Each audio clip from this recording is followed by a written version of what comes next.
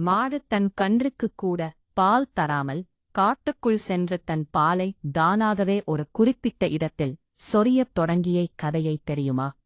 நெடுநாடுகளுக்கு முன்பு இன்றைய ஈரோடு மாவட்டத்தில் உள்ள சத்தியமங்கலத்தின் மேற்குப் பகுதியில் அடர்ந்த காடுகளால் சூழப்பட்ட ஒரு மர்மமான இடம் இருந்தது. அந்த காட்டின் நடுவே தோரணப் பள்ளம் என்று அழைக்கப்படும் வற்றாத காட்டாறு ஓடிக்கொண்டே இருந்தது.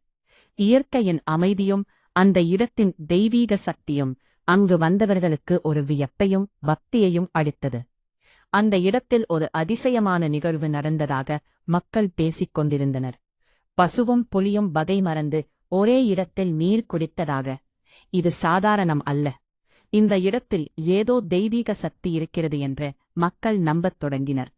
அந்த காலத்தில் அருகிலுள்ள கிராம மக்கள் தங்கள் மாடுகளை மேயக்க தினமும் அந்த காட்டிற்கு செல்வார்கள். அவர்கள் காடுகளிலேயே தற்காலிகமாக குடில்கள் அமைத்து தங்கி காலையில் மாடுகளை மேயக்கவும் மாலையில் மீண்டும் கூட்டி வந்து பாலை கறக்கவும் வழக்கமாக இருந்தது. ஒருநாள் ஒரு மாடு மேய்ப்பவன் ஒரு விசித்திரத்தை கவனித்தான். அவன் பார்த்த ஒரு மாடு பால் கறக்கும்போது நில்லாமல் இருந்தது. அது தன் அன்றுக்கும் பால் கொடுக்கவில்லை. இது அவனுக்கு மிகுந்த ஆச்சரியமாக இருந்தது. இது ஏதோ காரணம் இருக்க வேண்டும் என்று நினைத்தான். மறுநாள் காலை அவன் அந்த மாட்டை பின்தொடர்ந்து கவனமாகச் சென்றான். காடு அமைதியாக இருந்தது. பறவைகளின் குரலும் காற்றின் இசையும் மட்டும் கேட்டுக்கொண்டிருந்தது. அப்போது அந்த மாடு ஒரு பெரிய வேமேங்கி மரத்தின் அருகில் நின்றது. அதன் அடியில் கனாங்கு புற்கள் சூழ்ந்த ஒரு சிறிய இடம் இருந்தது. அந்த மாடு திடீரென்று தன் பாலை தானாகவே அந்த இடத்தில் சொரியத் தொடங்கியது. இதைக் கண்டு மாடுபான் அதிர்ச்சியடைந்தான். இது சாதாரண விஷயம் இல்லை என்று உணர்ந்தான். உடனே கிராமத்திற்குச் சென்று இந்த நிகழ்வை எல்லோருக்கும் தெரிவித்தான். அடுத்த நாள் கிராம மக்கள் அனைவரும், பெரியோர்களும் இளையோர்களும் அந்த இடத்திற்குச் சென்றார்.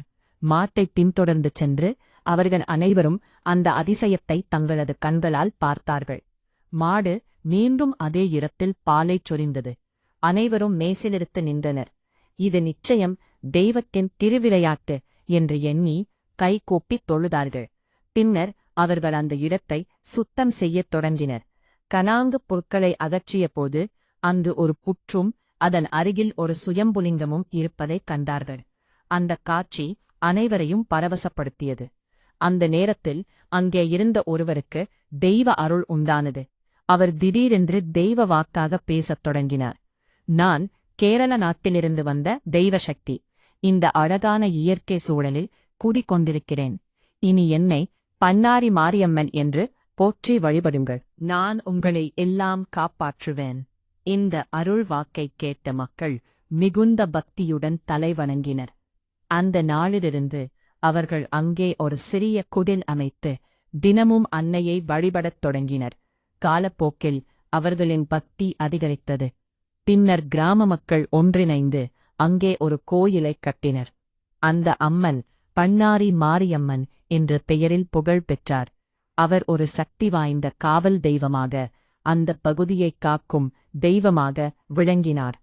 இன்றும் அது காடு, அந்த மரம், அந்த தலம் அனைத்தும் அந்த அதிசய நிகழ்வின் சாட்சிகளாக நிற்கின்றன. பக்தர்கள் தூரத்திலிருந்து வந்து அன்னையை வணங்கி அவளது அருளைப் பெறுகின்றனர்.